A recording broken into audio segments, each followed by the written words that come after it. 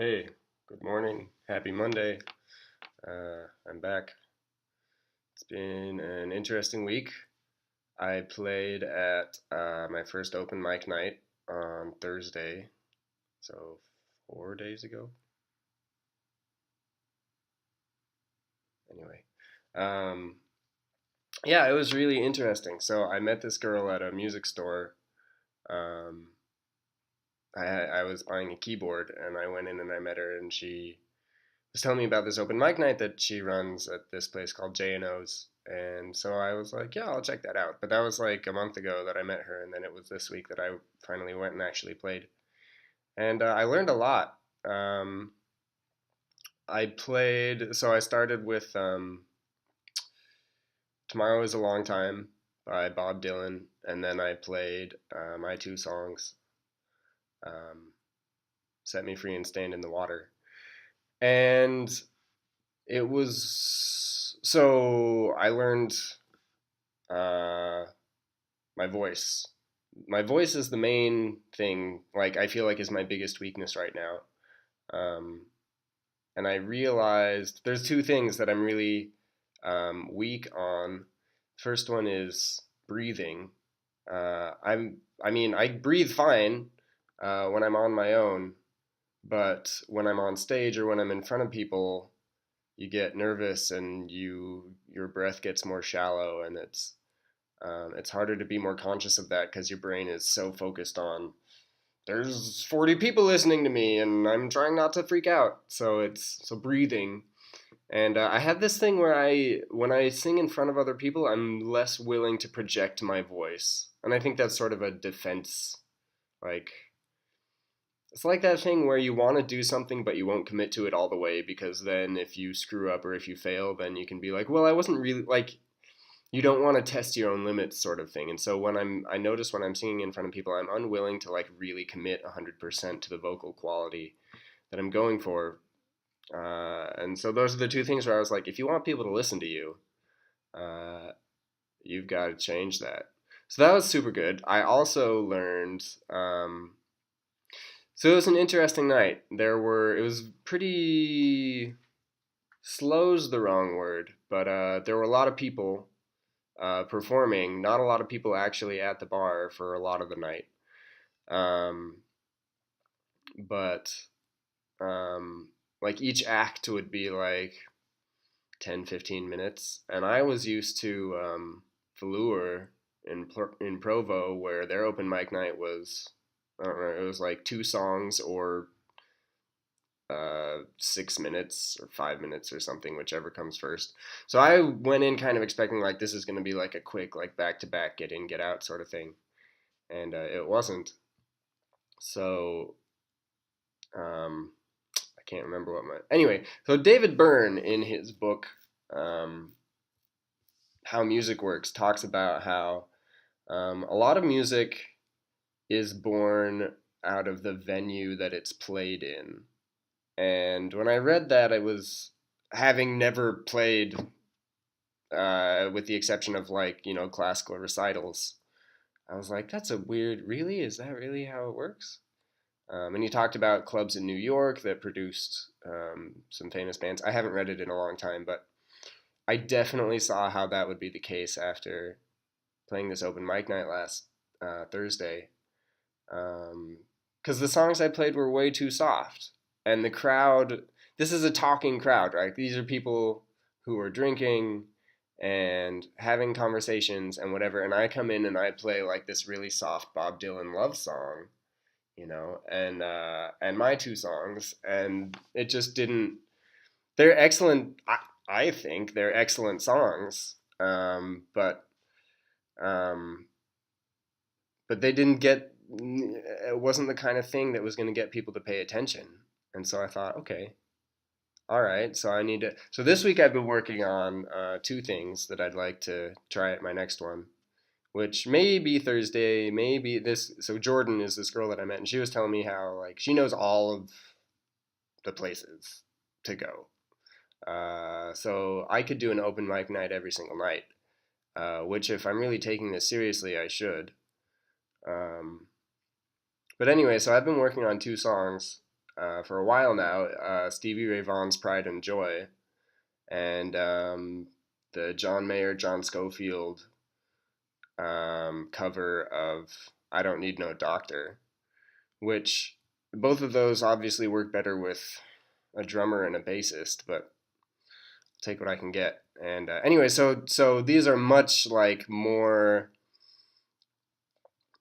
Uh, I mean, Pride and Joy is pretty flashy. It's kind of fast. It's got some shredding in it. And the volume of both of these songs is significantly louder. So I feel like I'm gonna test these out, see, is this the kind of stuff? When I was there, the kind of music that was getting played was, I mean, there was a good variety, but it was not blues, uh, and it wasn't. It was kind of like, well, I don't know, but So that was the other thing I noticed, and I'd have to go around to a lot more to see, but I feel like the kind of music that I'm playing is not the kind of music that's typically going to get played, which is fine. It'll just be interesting to see how crowds react to it. Anyway, so that was a really great experience. Um, we'll see we'll see what happens this week. Let's see, what else have I been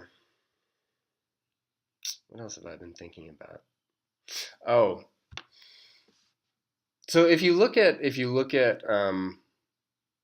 I'm really working on my songwriting process right now and sort of trying to find my voice, both literally like what is the quality of my voice that I'm capable of producing, but also like what is the kind of music that I want to make, and what are the kind of lyrics that I can write and that are meaningful to me, and how do you create an accompaniment to that makes sense but is also satisfying to listen to. And I'm finding that I lean away from sort of a storytelling side and towards sort of a broader, more abstract. Um, so, like in country music, you have a very like each song is not every song, but a lot of songs. It's very much a story. Like I'm this kind of guy with this kind of stuff, and I like to do these things, and these are the kind of women I like, and this is the kind of truck I drive, and then this thing happens, and isn't it funny or sad or beautiful or whatever? Like it's very expositional, and that doesn't. I don't. I could probably do that, but I don't. It doesn't resonate with me as much as something like if you've ever listened to Florence and the Machine, there's a lot of imagery. There's a lot of sort of abstract, descriptive. There isn't really. There's not really exposition. It's just sort of this bombardment of emotion, and I relate to that more naturally. And I think I lean more toward that side of things. And so as I try to get my head into that space, I find it's much easier for me to produce lyrics. And so on the lyric writing side, that's kind of where I find I'm winding up. On the musical side of things, I have less trouble coming up with musical ideas, but I'm trying to also sort of figure out what styles and what genres make the most sense to me. I mean, I play a lot of when I'm just kind of messing around, I play a lot of blues, but that's mainly because I feel like studying blues is a good way to practice soloing, to practice, you know, melodic figures and improvisation. Um, but I don't imagine I would write a lot of bluesy songs. As much as I appreciate that aesthetic, it's not really. Um, it hits in a different kind of way than I want to. Uh, so with music, one of the things that I like very reverby, kind of open Um, I like my music to sound like it's being played in an empty church. There's sort of uh, like it's filling a large space. And I like chords that are interesting to listen to on their own. You know, something that you have sort of like you can hear the foundation, the harmonic foundation of the chord, but then you also have these other interesting colors and tones in it. And so I tend to like slightly more complicated chords, which is part of the reason why I've been listening to more jazz lately. Um, and trying to understand that construct of things.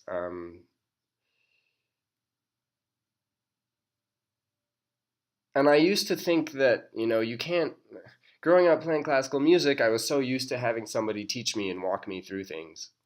And, you know, all I have to do is what they tell me, and then I become a good musician, sort of thing. And that mindset has really held me back for a long time because I didn't feel confident exploring. I didn't feel confident just trying to mimic, you know, what other people were doing and trying to train the more intuitive, almost linguistic side of music. And I'm starting to feel much more comfortable doing that. And so I listened to last night. I started listening to John Abercrombie. I found this what's his name? Jazz is very new to me. There's a couple artists that I've kind of latched onto a little bit. And then you also have, so you have, in my mind, sort of two different camps to jazz. You have sort of the very left-brained, um, to some people it sounds kind of like just like a note salad, almost like gibberish. And so you have sort of, I don't know, high jazz, maybe you could call that. And then you have on the other extreme sort of pop jazz, which would be like Frank Sinatra or you know, any of the crooners. And then you have a lot of people that kind of congregate somewhere in the middle of those two extremes.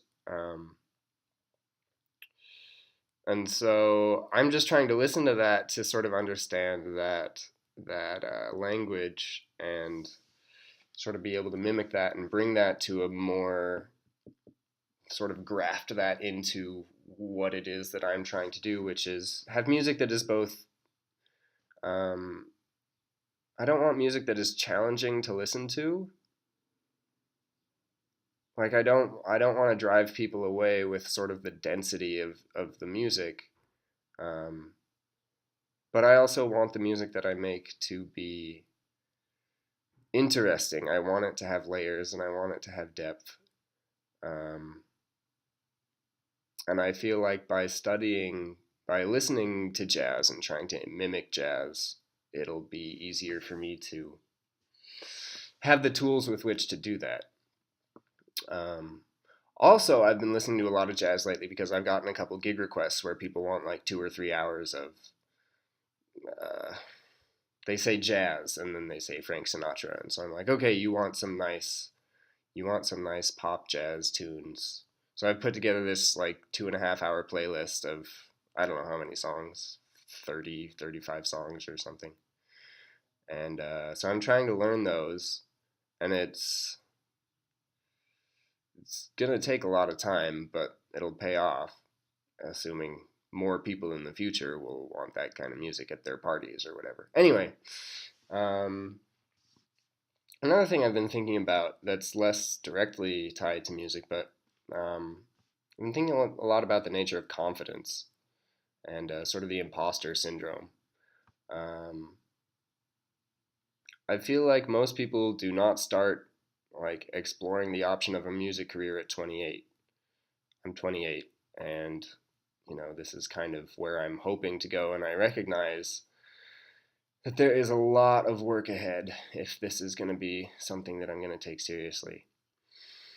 And that's hard to admit to myself because I like thinking that I'm ahead of the curve rather than way behind it. But life is what it is, and if this is what I want, then I have to accept all of the realities that come with it. Um, Now I've derailed. Oh, so the nature of confidence. So I always used to try to think like, if I do this thing, then I will be confident. I just have to figure out what this thing is, and then I'll be confident, and I won't be insecure, and I won't have to worry. I won't be wondering like, do people like me enough? Am I good enough? Whatever. I wanted to find the original cause of confidence, and so I've been teaching for a year and a half, and most of that time that I've been teaching, I am extremely anxious when I show up to lessons, that like the parents are gonna like, in my mind, I mean, like, they're gonna see straight through me and know that I don't know what I'm doing and that I'm faking it, and they're gonna think I'm ripping them off. And even though, like, rationally, there's no reason to believe that, that was what I told, that was what I felt, that was how I viewed myself, and I then projected that onto how I assumed other people would think of me. And I found sometime in the last 2 weeks that I just don't think that anymore. And there's certain, I mean, I can point to a few specific things in my life that may have precipitated that, but a lot of it is just, I think I've come to realize that confidence has no source. You just have to decide to take it for yourself in a lot of ways. There are things that can weaken that, and there are things that can strengthen that, but it is its own. You can't get to a deeper level than that. There's nothing that precedes it. It just is its own base thing. And you just kind of have to decide to take it. And, a lot of that is in courage. You just decide to act in spite of your fears and your insecurities. Um, you just decide to have thicker skin. And I know that sounds probably kind of stupid if you're feeling really insecure. Um, but confidence isn't something that anybody just has or just loses. I think it can be strengthened and weakened based on the choices that you make. But ultimately, to be confident is just a decision that you try to make until you eventually figure it out.